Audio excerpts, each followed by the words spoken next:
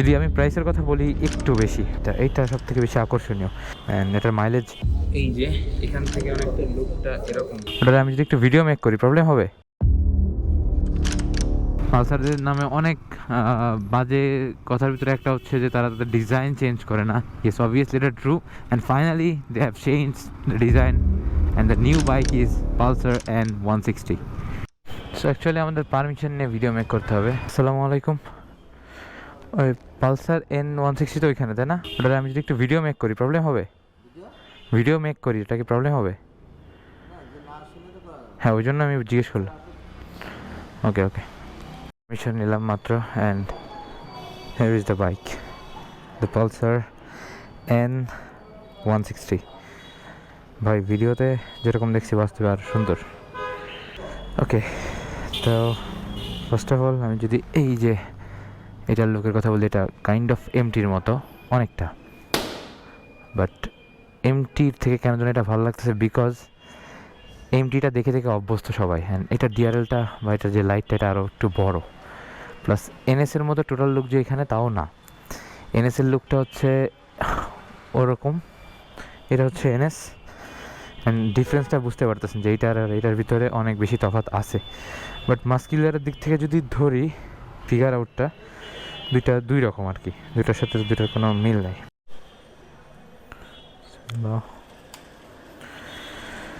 এ হচ্ছে মিটার কনসোলটা, এটাতে ওই থার্ড পার্ট হ্যান্ডেল ব্যবহার হয় নাই। অ্যান্ড এটাই ভালো আমার কাছে মনে হয় যে বাংলাদেশের রাইড বা আপনি এই ধরনের বাইক রাইড করার জন্য এই থার্ড পার্ট স্পোর্টস বাইকের হ্যান্ডেলটা প্রয়োজন হয় না। এটাতে 14 লিটার ফিউল ধরে, যেটা ফ্রম গুগল। অ্যান্ড এটার মাইলেজ ইন সিটি ইন্ডিয়াতে পাওয়া গেছে 38 থেকে 42, অ্যান্ড আই হোপ লংয়ে এটা 48 সামথিং দিয়ে দিবে। আর বেসিক্যালি এটার যে গ্রিপটা, পার্সোনালি এটা খুবই গ্রিপিলা মনে হচ্ছে, মানে এক্সট্রাভাবে যে গ্রিপটা আমরা লাগাই তার থেকে এটা ভালোই, খারাপ না। অ্যান্ড প্রিমিয়ামের দিক থেকে যদি বলি, প্রিমিয়ামনেসের কথা যদি বলি, তাহলে বাইক আলহামদুলিল্লাহ বেশ ভালো। অ্যান্ড আমার বেশি ঝোঁক লাগতেছে হচ্ছে এই যে এই হেডলাইটটা, এইটা সব থেকে বেশি আকর্ষণীয়। এই হেডলাইটটাই জন্য হচ্ছে এনএসটাকে অনেকে মানে খারাপ মন্তব্য করতো। আর তারপরে সব থেকে বড় ব্যাপার হচ্ছে স্প্লিট সিট আছে, প্রথম কথা যেটা, ওটাতেও আছে। আর এটাতে যেটা আছে সেটা হচ্ছে ডুয়েল চ্যানেল এবিএস, অর্থাৎ দুইটাতেই এবিএস পাওয়া যাবে।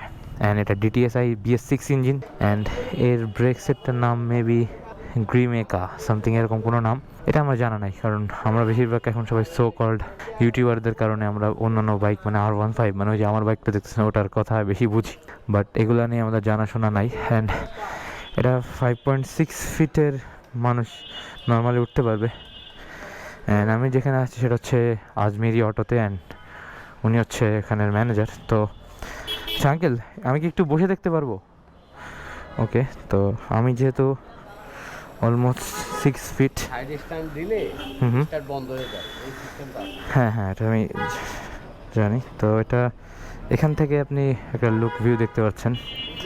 হ্যাঁ, তো এইখান থেকে বেশ মাস্কিউলার, মানে যতটুক ওখান থেকে মনে হয় যে চিকন, বাট এখান থেকে আপনি এটা দেখলে বুঝতে পারবেন যে বেশ মাস্কিউলার একটা বাইক। অ্যান্ড মনে হচ্ছে এখন একটু যদি চালাইতে পারতাম, কেউ কিনলে আমার জানায় না, আমি একটু চালাই দেখবো।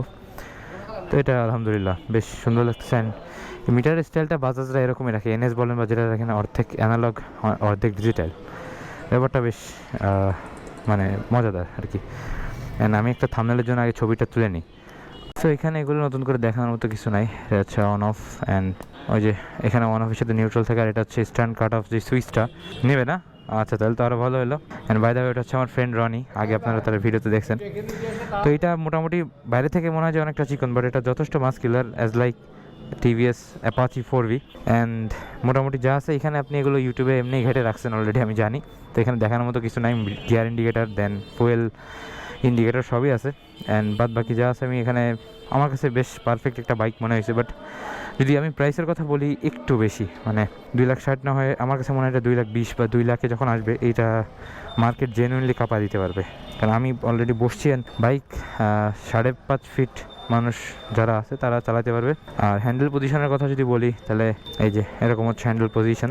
অ্যান্ড আজমেরি অটোসকে থ্যাঙ্কস আমাকে বাইকটা এত দ্রুত রিভিউ করতে দেওয়ার জন্য। অ্যান্ড তাদের ডিটেলস আমি আমার ডিসক্রিপশনে অ্যান্ড কমেন্ট বক্সে দিয়ে দিব, আর বাকি ডিটেলস আপনারা এখানেই পেয়ে যাবেন। এটা হচ্ছে যশোর বা যশোরের পার্শ্ববর্তী যারা আছেন তারা এখান থেকে নিয়ে নিতে পারবেন, কারণ এই শোরুমে বাইকটা আর কি ফার্স্ট। অ্যান্ড আগে নেমে কিছুক্ষণ একটু ভিডিওটা মেক করি। তো ইন বেসিক আমি ভিডিও এইভাবে মেক করি না, কারণ শোরুমে যায় কোনো ভিডিও করাটা একটা অকওয়ার্ড সিচুয়েশন ক্রিয়েট হয়।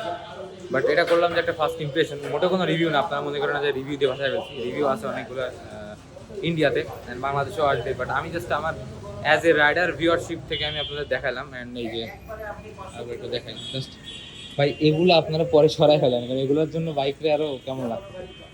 মানে একটা বাইক মানুষ যে দেখবে পুরোপুরি কিন্তু বোঝা যাচ্ছে না বাইকের শেপ টেপ, মানে একটা যে বাইক দেখবো এই যেগুলো লাগানোর কারণে ওই ইয়াটা ওইভাবে আসতে পারে। আমি যদি একটু নিচে আমার অ্যাঙ্গেলে দেখাই তাহলে বোঝাতে পারবো।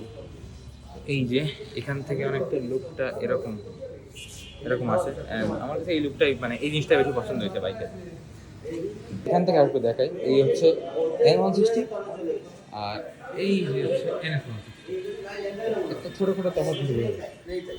তো আজকের মতো এই পর্যন্ত, সবাই ভালো থাকবেন, সুস্থ থাকবেন। অ্যান্ড যারা যারা এখন সাবস্ক্রাইব করেননি এমএইচ ফাইন প্রোতে সাবস্ক্রাইব করে দিন। অ্যান্ড যারা ফেসবুক পেজ থেকে দেখতেছেন তারা কাইন্ডলি কমেন্ট বক্সে চেক করলে বুঝতে পারবেন যে এখানে আমার নতুন ইউটিউব চ্যানেলের লিঙ্কটা দেওয়া আছে। তো আল্লাহ হাফিজ।